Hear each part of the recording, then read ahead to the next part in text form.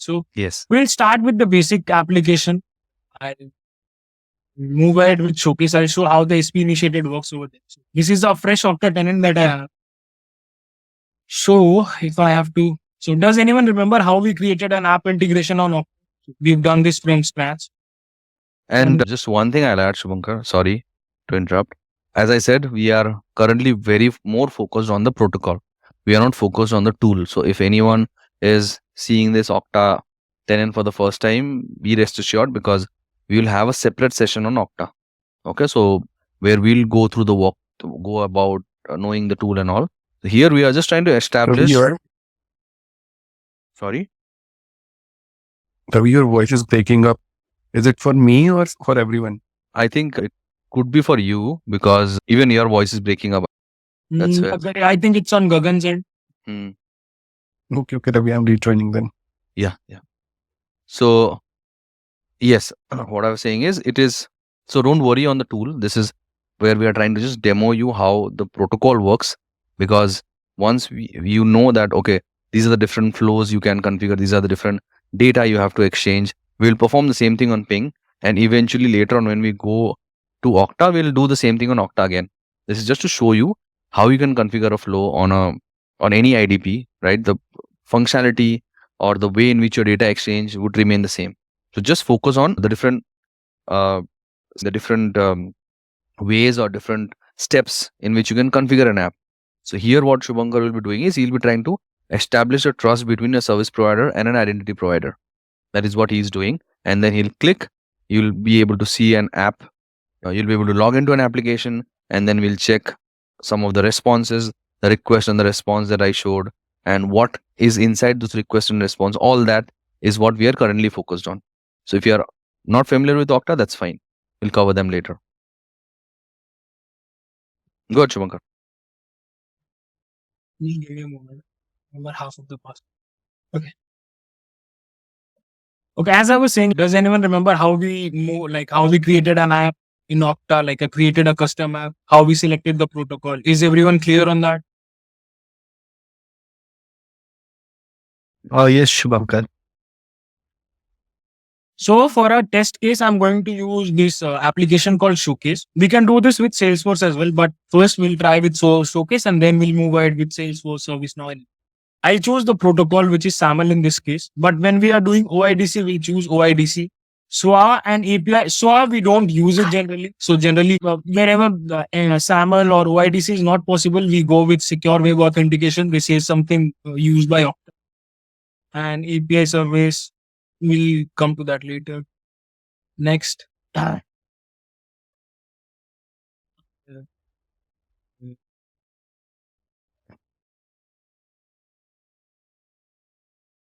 Next. So yeah. So this is a question for everyone. What is the single sign-on URL, and what does this mean?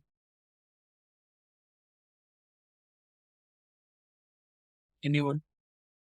There is one answer which says ACS URL. But what does the ACS URL do? It was very light, Naveen. We were not able to hear you. The ACS URL which consumes the assertion after successful authentication, and that will be posted to the service provider. What is posted to the service provider? The ACS URL or the assertion? Assertion will be posted to the service provider with the help of ACS. Yes. Yeah, Owen? Anyone else? Okay, I'll move ahead. So this is our metadata for the application. We have the ACS URL over here. So you generally, when you get the metadata from the SP, you should be looking out for the assertion consumer service binding. So this has the ACS URL, and I'll paste it over here. Now, what is the entity ID? Can anyone explain? The unique name of the IDP or SP. But how does this help? We need to configure at IDP and SP side. The entity ID needs to be same to identify the entity ID. That is the entity ID is the name of the application, right? The unique name of the application. Okay, understood. I got that point. But why do we need the entity ID? That is my question. How does it help? during the Sure. entire session. Yeah, for identifying basically, like where the request should flow. Multiple tenants or SPN so to identify where to post it. So to identify where the request will be sent, which is the particular SP, it can be a showcase. So how will the SP be identified? So based on the ID, we identify where to send the request. Now since let me go back to the metadata. Over here, this application supports both the name ID format. Okay. So it supports unspecified, it supports email address. You'll come across applications that support a different kind of identifier, maybe something called a transient or a persistent. So with Shubhankar, sorry. yeah, can you repeat that again? Why do we need an entity ID? There is a request in the chat. So entity ID is used to first. Entity ID means it's a unique identifier for either the IDP or an SP. So now if you go to the metadata, there should be something called IDP descriptor. If you see this line, SP SSO descriptor. So this line means this metadata is for our SP, and the entity ID, it contains the unique identifier for the SP to understand where the request will be sent after the authentication process has been done by the ID. Does that make sense? Eventually, what you are doing by specifying all this is you are able to trust the other party. And if you trust, you know where to send the request to after successful authentication. So eventually the concept is simply you need to trust the other person. In order to trust, you need to send some information. Some information needs to be stored on your end as well as on the other side. So that is one of the main use case. You need entity ID. Eventually, once the trust is built, you know where to send your data or where to fetch the data, where to expect the request from, where to send the response. That is where you need that entity ID value. Okay, yeah, go ahead. Yeah, so we can set the name ID format as email address.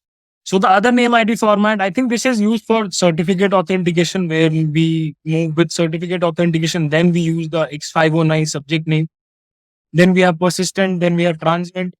Now, if I scroll down, here we decide what kind of attributes will be set. Now, this entire part in the SAML flow is very important. Now,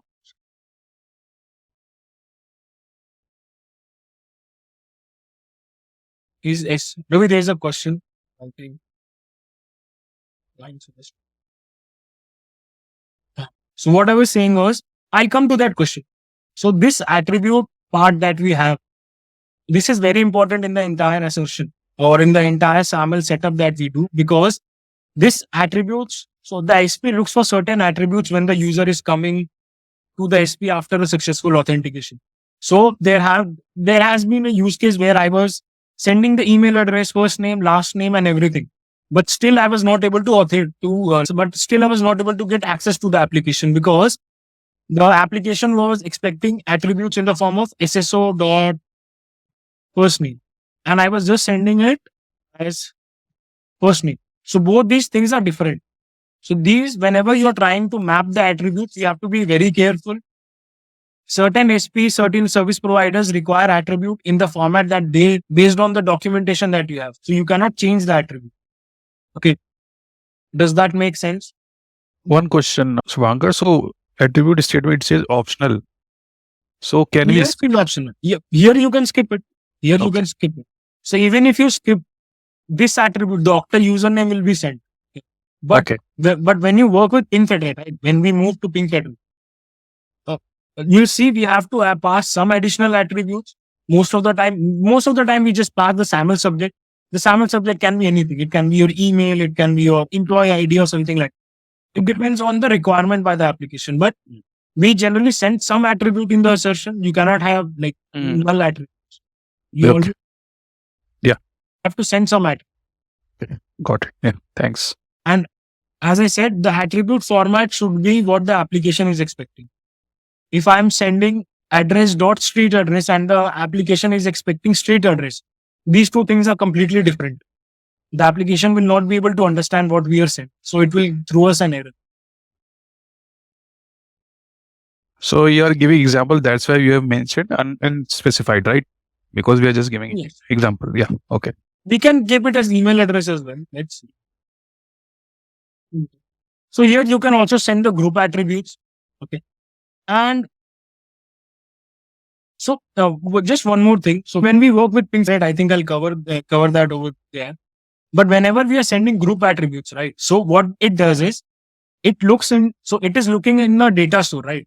It looks into the data store and checks what all group membership does the user have. So there can be users that have around 50 to 60 group memberships. So whenever you're sending the group membership attribute, you have to be sure, okay, how the search in the directory is happening. So if I'm sending the group attribute and the search is happening in the entire tree, like in the entire thing, then it increases the load on AD. So we have to be very careful how we are sending the group membership. Is that making sense?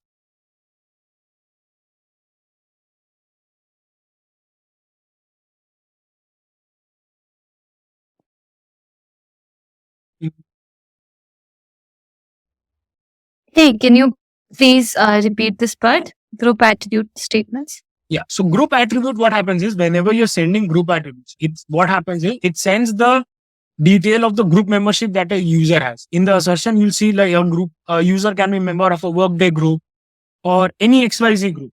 So generally what happens is in an organization, you'll be part of several groups.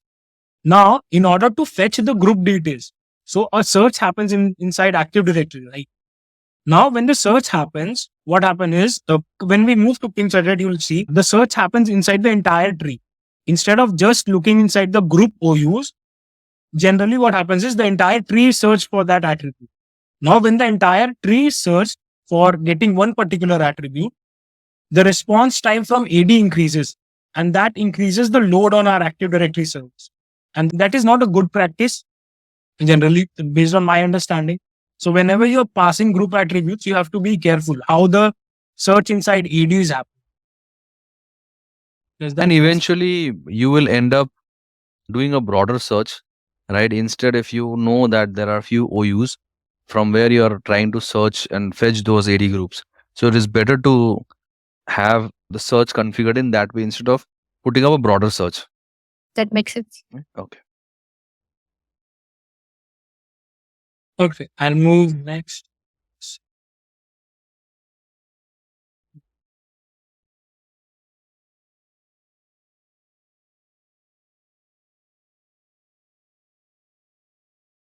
Okay, I'll click on view SAML setup instructions.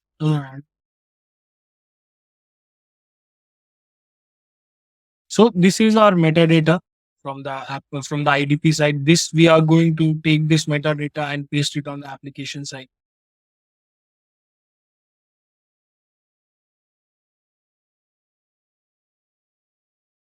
Now if I go back, since we are trying to do a SP initiated SSO, I'll paste my metadata and submit my Excel. So my metadata has been submitted to the SP. I'll copy this copy this URL. I'll paste it. This is my SP initiated SSO URL. Now, when we move to ping federate, when we start doing integrations on ping federate, there is one thing that you'll notice is there is a slight difference between the IDP URL and the SP URL. So we'll cover that when we move to ping federate. But for now, what I'll do is I'll finish this entire thing and I'll assign this application to some of the people in organization. So if I click on assignments,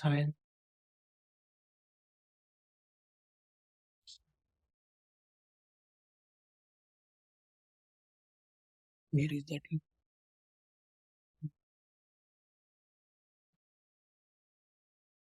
So you can assign this to groups also.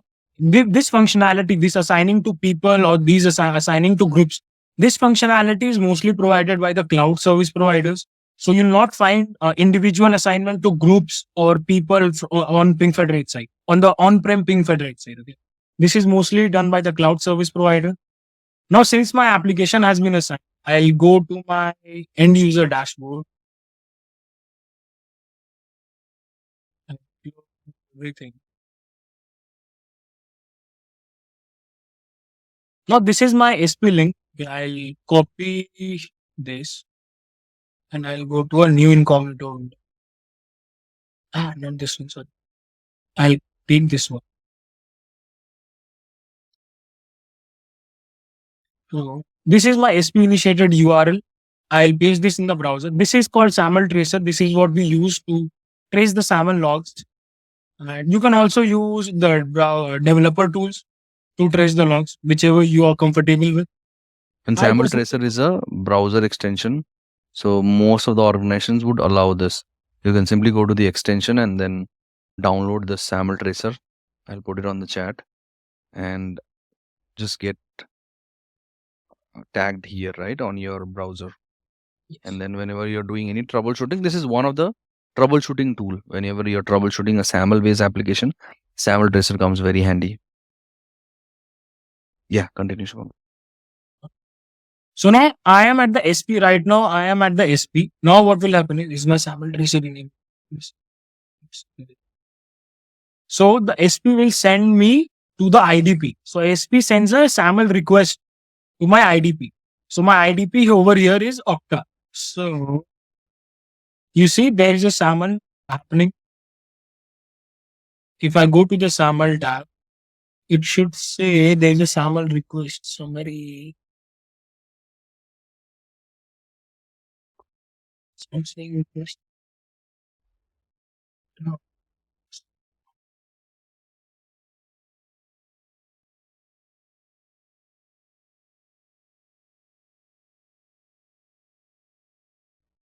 So this part where it is saying SAML, this is my SAML request. The SP, as the SP does not know the user, the SP sends the user to the respective IDP. Now, once I land into the IDP, I'll try to log in as the user. Okay. Now, what will happen is if the user is authenticated, the IDP is going to send back a SAML response to my SP. So if I click on sign on,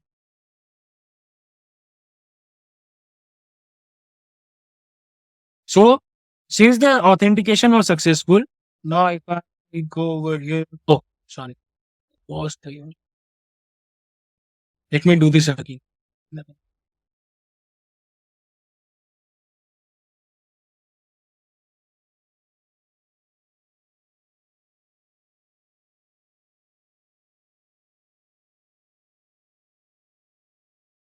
I land onto my IDP, I give my credentials, and I click on sign in.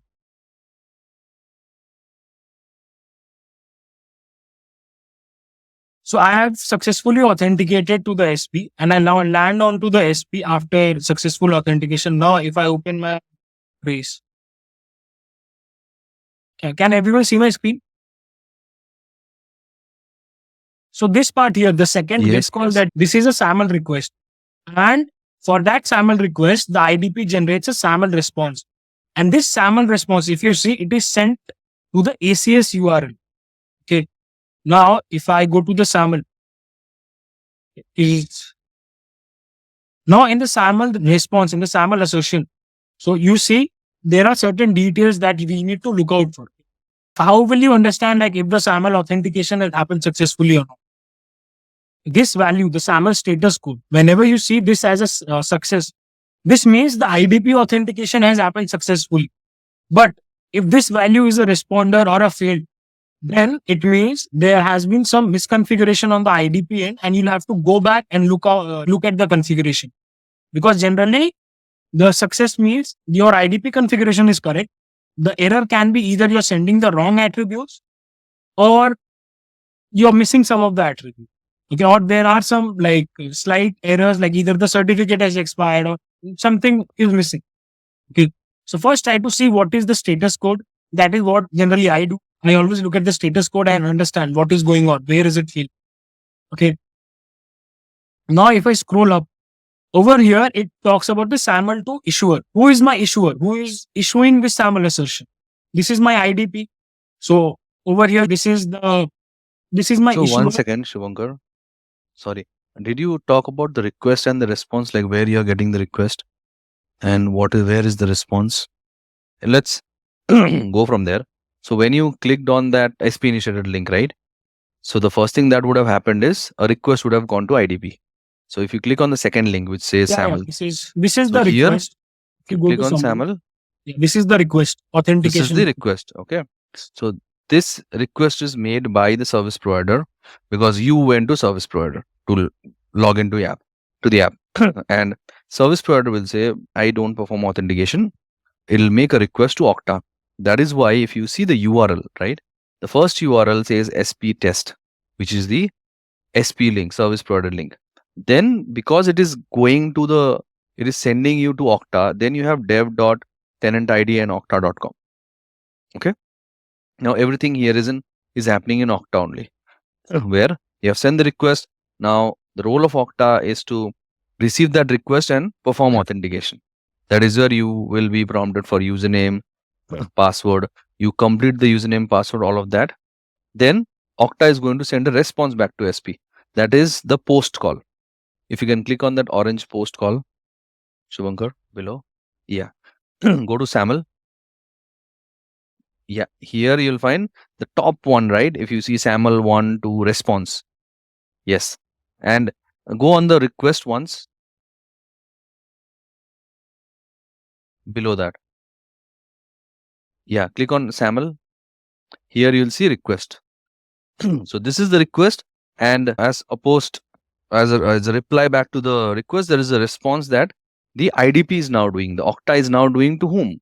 To the service provider. That is why you will see there is a post call. Post means it is posting that data. IDP is posting that data. If you are posting something, right, what does it mean? You are going and handing over that information, right, or passing that information.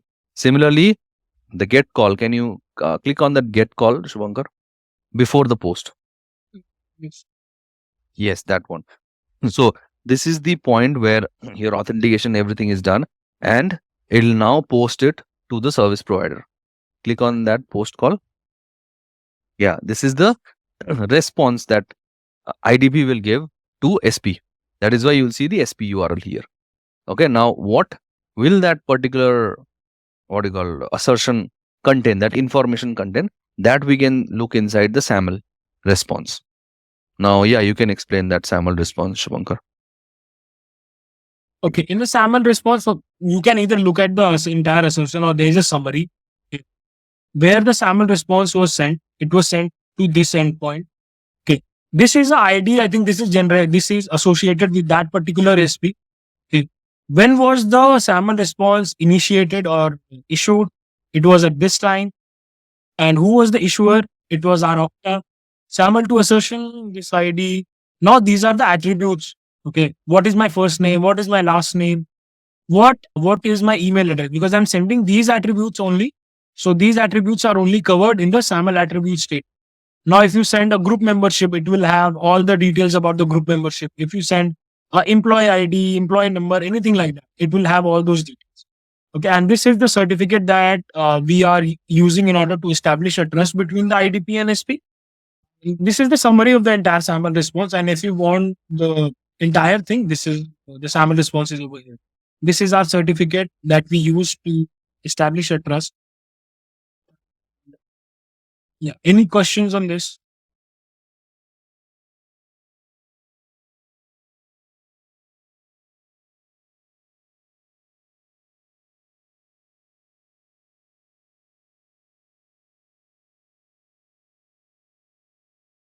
Anyone, any questions? I think.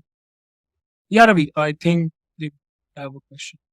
So in the application side, you have given the metadata, whatever there, you have validated at the application side, right? Yes. So once after that, you have which URL you have given to validate here at incognito, that one. Okay, that let me just change this. Yeah. So after I submitted my metadata over here, the application generated a URL. Okay? It is generally the SP URL. So that is for this application. Okay, but whenever you're working at an enterprise level, you'll not get a separate SP URL. What you will get is, I'll give you an example. So This one only, right? That yeah, you this one, yeah. For this application, the SP initiated SSO URL was given. Now, okay. what happens is at enterprise level, if I go to this application listed chart,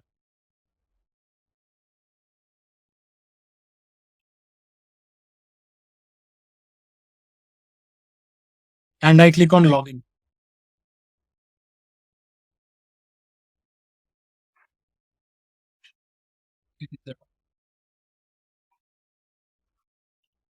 I click on login.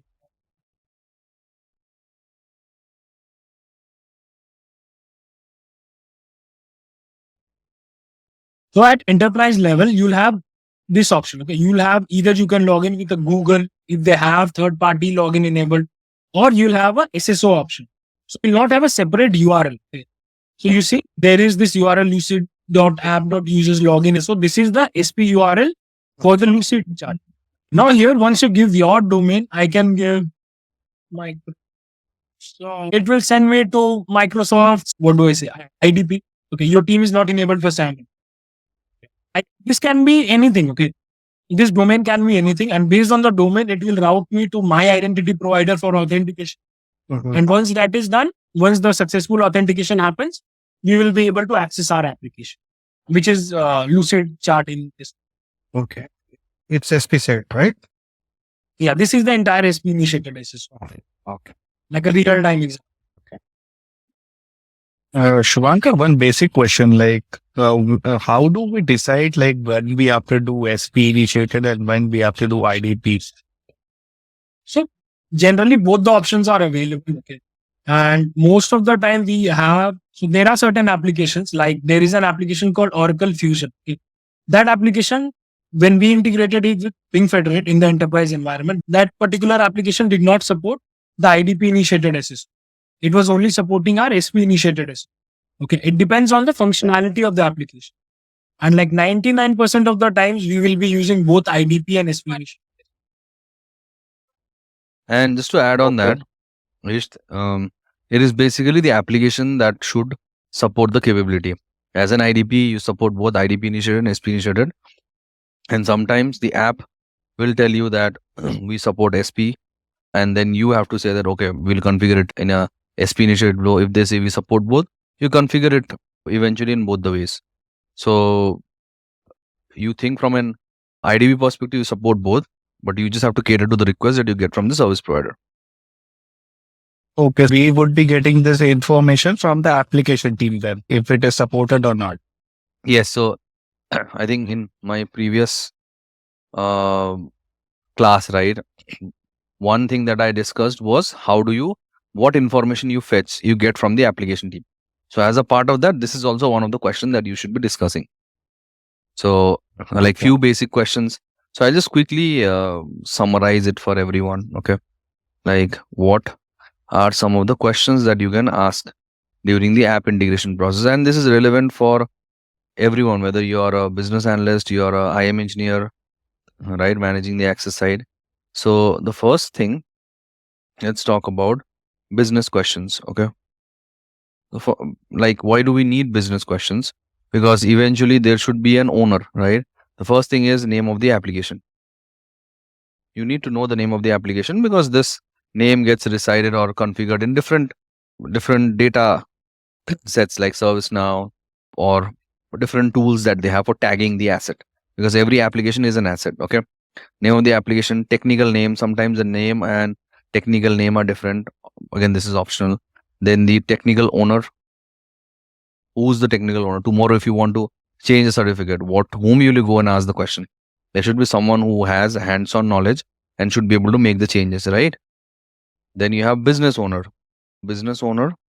and then you have technical owner, business owner, and then some of the regions that the app will be supported, how many users, user types, okay, sometime the devices that they will be logging in. So these are some of the, and then again, based on organization, based on a different type of an organization, these questions will change. Okay. So now when you talk about technical questions, and there are two segments. One, you have a SAML based application. Then other, you have an OpenID OIDC based application. We'll go on the OIDC later, but on the SAML based application, first thing is, what is the entity ID? what is the ACS URL certificates? Are they going to send this individually or through a metadata file? What are the attributes that they would need? What is the unique identifier through which you'll know your application? Okay. Will they be using encryption certificate or not? And attribute certificate. Yeah. So these are, and then again, SP initiated or IDP initiated. So any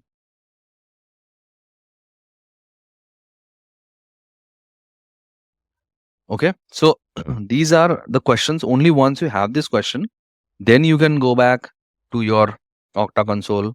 And then again, first you have to review that process is there. Only once you have all this information, then you go, you configure the application, you put your entity ID, whatever Shubhanga just did, put your ACS URL, put the SSO login URL. Those are also some of the optional ones that you can configure. Update the certificate, encryption, signing, both. Right? This will be a signing certificate. And then you have the encryption certificate. Then configure the attributes, configure in the attribute, do they need groups? If groups, if yes, what groups are they expecting? That is also. Then what is the unique identifier? Then eventually you perform SP initiated, IDP initiated, and create all the configuration, extract the certificate, metadata, sorry, and then send it back to the SP. Now there are a few questions around when is this configuration done? Is it during the part of the configuration or later? So whenever you talk about configuration, it is always done while you are establishing the trust. You cannot access anything unless the configuration is not done. Now another question is who should configure first? Whether it should be SP or IDP. That also depends on the service provider. Most of the identity provider I've seen, they can configure their setup using some dummy URLs. Okay, because SP applications I've seen, they cannot configure their side without having a metadata file or without importing a metadata file. So in that case, go to IDP, Okta ping, put some dummy URLs, put your configuration, extract the metadata, send it to the application team, let them configure, give them their metadata. Okay, you then use that metadata and fill in all those missing gaps and information. And then just to validate, extract the metadata again, send it to them. Ideally, the information will not change. Okay. And then you should be good to test from there. Okay. Yeah, we got it. Fine. So some question here is okay. So the other question is more on different entity ID and unique identifier. So entity ID, for example, so if there are two systems, okay, this is one system, this is another system. The way in which you identify them is the entity ID. Okay.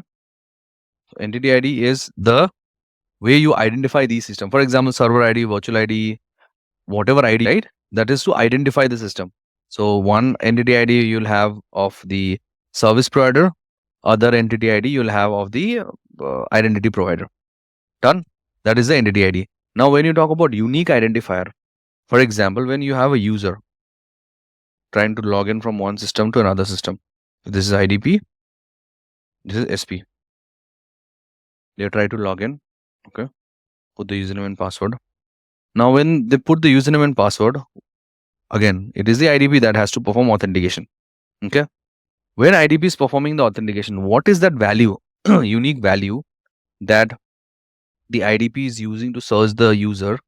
Okay. And when it is sending the details here, what is the value that the SP, out of all the database user information it has, there should be some value that it can go and find that user, right? For example, if someone comes to your office looking for you, there should be some way in which the person should be, or the security guard who is coming into your cubicle, they should have something, maybe your ID or some information about the user. So unique identifier is more on the user related to find the right set of user during the lookup. Entity ID is more from a trust perspective, where it is used by the IDP to find the SP and SP to find the IDP and then understand that, okay, this is the resource that I created trust with. So that is how there are two different use cases. One on the platform level, on the app level, the other is on the user lookup level. So is this clear? Harish, parallelly we need to do it. Add IDP for every, yes, absolutely. So if I talk about Okta, right? And 1,000 apps in general, okay? There will be one entity ID shared to every app. But if you go to Okta, Okta will have configuration of different applications. Every application will have separate entity ID on the Okta side. But all the app will be using the same entity ID that Okta will be providing them. No, so I think you were asking, will entity ID be different for each application? Yes, I think. Yes, it will be different, right? The two applications cannot have the same entity ID. It will never happen. And from a configuration perspective, yes, Okta, when you're configuring, say, two applications, they'll have to generate their separate entity ID and configure it on Okta. But when Okta will share them, it'll be same X sitting here also, X sitting here also. But if this is Y1, this will be Y2. And both Y1 and Y2 will be here. Okay. So next is, for every application we have done this. Could you please explain why IDP need to share signing certificate with SP? Authorization purpose, not really. Like signing certificates, primary goal is to eventually you use it as a part of authorizing, authenticating only, Raghav, right? But then the primary purpose of a signing certificate is simply to establish trust. You want to know who this guy is, right? And to provide an additional layer of security. If this is IDP, this is SP, you want to know each other. Entity ID and all of that is fine. But when you are sending information, there should be a certificate layer also, trying to validate each other. That is one of the main reasons. Like security is one of the main reasons why you use a signing certificate. Now, why you use an encryption certificate? That is to enhance security by encrypting the data that has been sent as a part of the assertion. But then that is also optional. And Ravi, what if we are sending signed request or signed response? You are, if you are using a certificate, you will be sending a signed request and a signed response. Do you mean, see, signing certificate, the moment you are using signing certificate, you are sending signed request and signed response. If you are using an encryption certificate, you are sending an encrypted request and an encrypted response. But these two are two different things. So just to add on to that, Yeah. if I am the IDP, I am authenticating the user. How will you as the SP know where, like, if I was the right IDP to authenticate your user?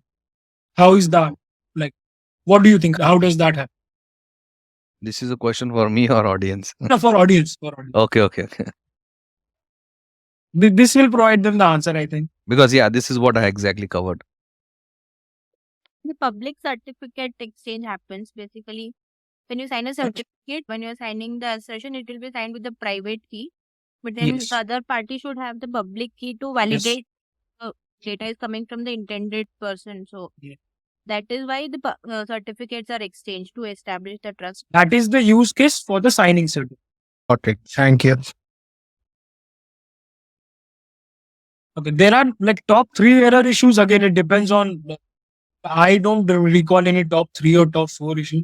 When you work on SSO, so in order to understand what are issues that can occur, I would suggest each one of you to configure your own application in your own Okta tenant, Dopping Federate, whatever your IDP is. Then you'll understand what can be the issue.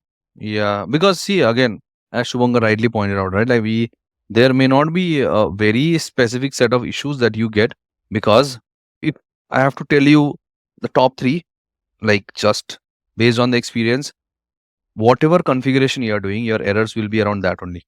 Like one of the issue could be there'll be an entity ID mismatch, other certificate mismatch, ACS URL mismatch, attribute mismatch. Because eventually, as a human, when you're configuring all these things, you will end up making mistakes on the configuration level. And what you're configuring are all these values.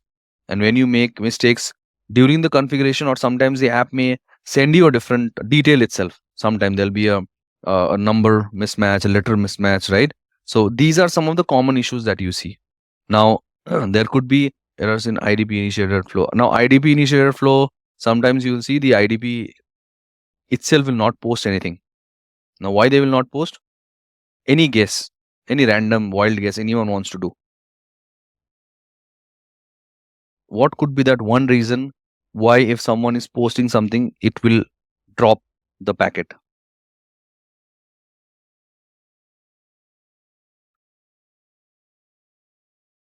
Verification, post verification, I'm saying, Raghav. Imagine you put your username and password, done. After that, you will see there is nothing going forward. What could be that one very common reason? There is a Trust like, issue, yes, that is the result, right? I mean, there is a trust issue, but because of what there was a trust issue? No, I'm saying there is no redirection happening on Okay. the SP level. What could be that one very common thing if you guys have troubleshooted? And this is not on the IAM level. There is some other level that it network could happen. issue sometimes, right? Yeah, network issue. What network issue? What could be blocked? The IDP. Domain would be blocked. Yeah. IP. IP. And what else? One more. Sometimes even if the IP is allowed, something will not let you communicate with each other. Domain name. Permission. Not really. Restricted zones, VPNs. Yes, Anand actually mentioned it. It is the port. So even if sometimes you will see you're able to log in, right? Your IP is working fine. You'll be able to ping. But if your port is not working, what will you not be able to do? Can anyone tell me? Imagine you are able to ping an IP, but you are not able to do something if your port is not working. The What port is is that restricted. Yes, port is restricted. What command you will not be able to run? What command will fail?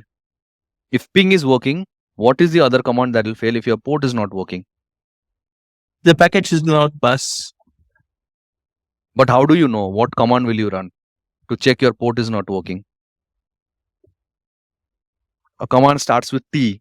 What is that? Telnet.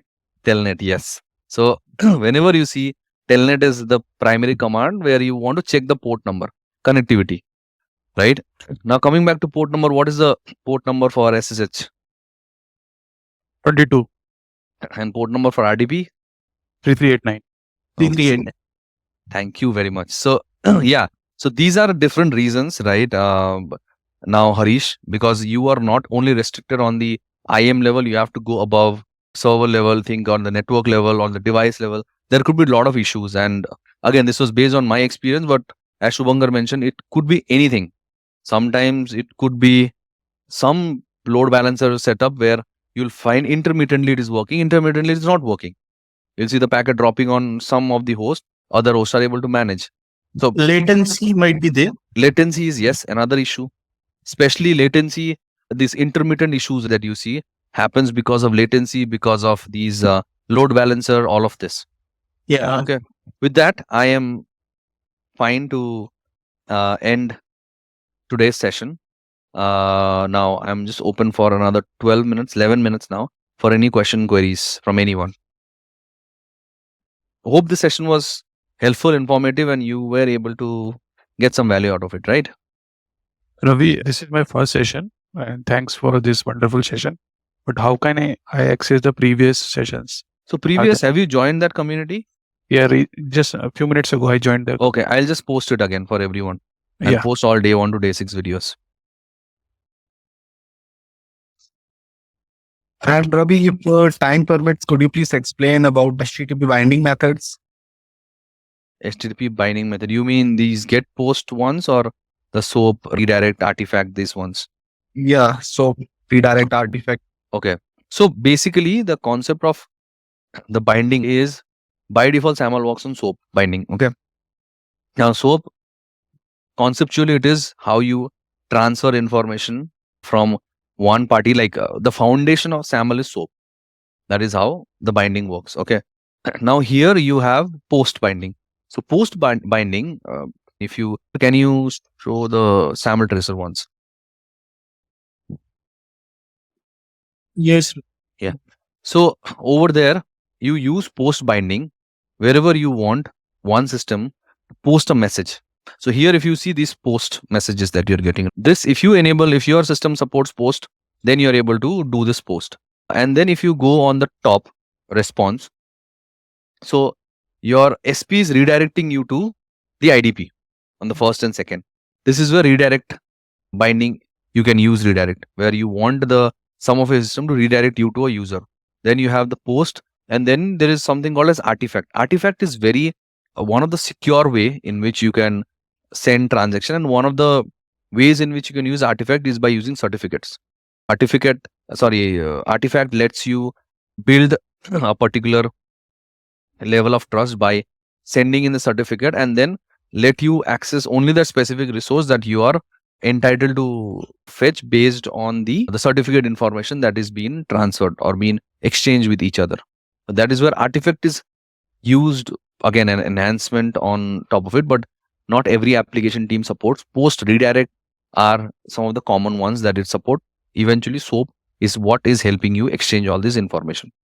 Just to add Yeah. on the artifact. So in the artifact, what happens is, instead of sending the original assertion, like you get this assertion, right? This is the entire assertion that is sent. But instead of sending the entire assertion at once, a copy of the original assertion is sent by the ID. Now, if the SP wants to get the original assertion sent to them, then what they have to do is, there is a particular endpoint on the IDP side on which they have to make a call. Once they make the call, once they make the call to that artifact resolution endpoint, then only they get access to the original assertion. This is done to provide more security, to secure the assertion that is being sent over to this. Is that Got it, Shubhankar. Thank you.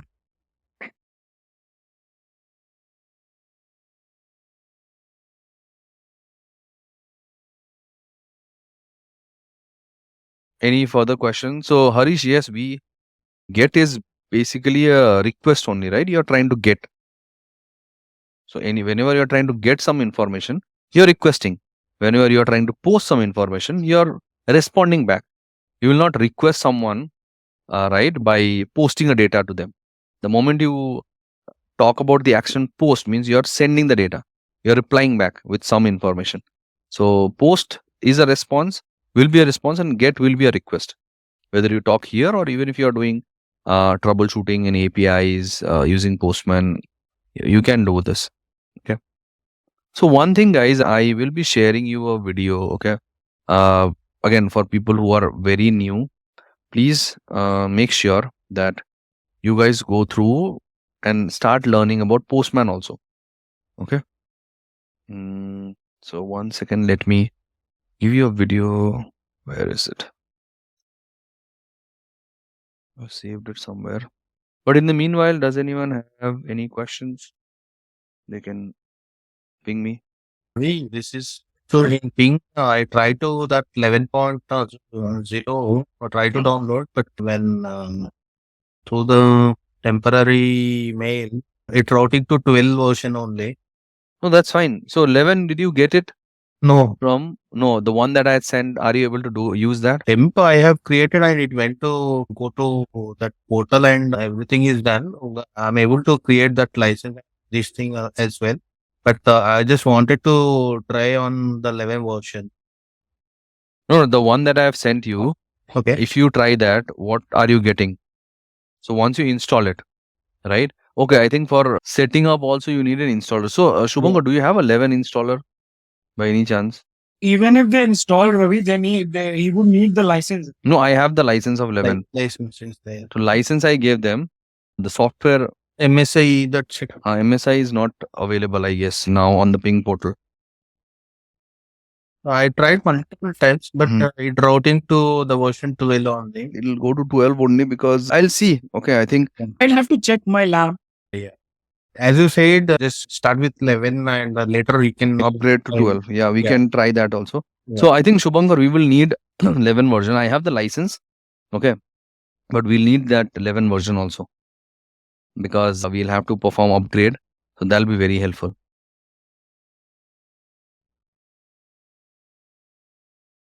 Yeah, Ravi, I have it. I can share it with you. Okay, thank you very much, Pooja. I'll share you my, yeah, okay. And you're there on the group, right, Pooja? Yeah, I recently. Okay. So by the way, guys, Pooja works with Trevonics, right, Pooja? Yes, Ravi. Yeah. So anyone, I see a lot of, few of them had interview scheduled for Trevonics. So anyone has any questions can ping her. Even I gave the interview for training. So there is a business analyst in the group. 1 second. I think she just dropped off, Naga, but I will connect you with her. Okay. Sometime this week. She was my previous colleague.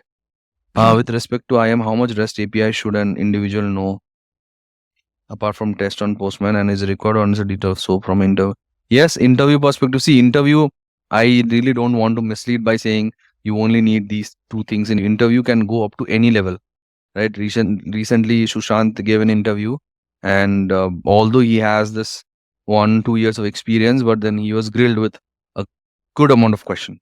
Okay, same thing with other folks also. So make sure you know as much as possible. Okay, even if you are a engineer, you are applying for senior engineer, make sure you know a good amount of stuff. So I don't want to restrict you by saying this only this is required. What all you can cover, you can do. But from a REST API perspective, yes, you should know how REST API work, different ways. And then the other part is setting up on a Postman and try to test all these APIs of the platform that you're working. If you're working on Ping, try to perform or test these SSO APIs of Ping. If you're working in Okta, try to perform or test these SSO APIs. And one of the things that you can do basically with all these APIs is whatever manual activities that you're able to do, just try to do it using the API. Whether it's user creation, app creation, device, password change, all of that. Try those. It's really interesting. And if you guys recall, the last time I spoke about automation. So these APIs will be your first point in which you can start thinking about automating your application onboarding. Okay.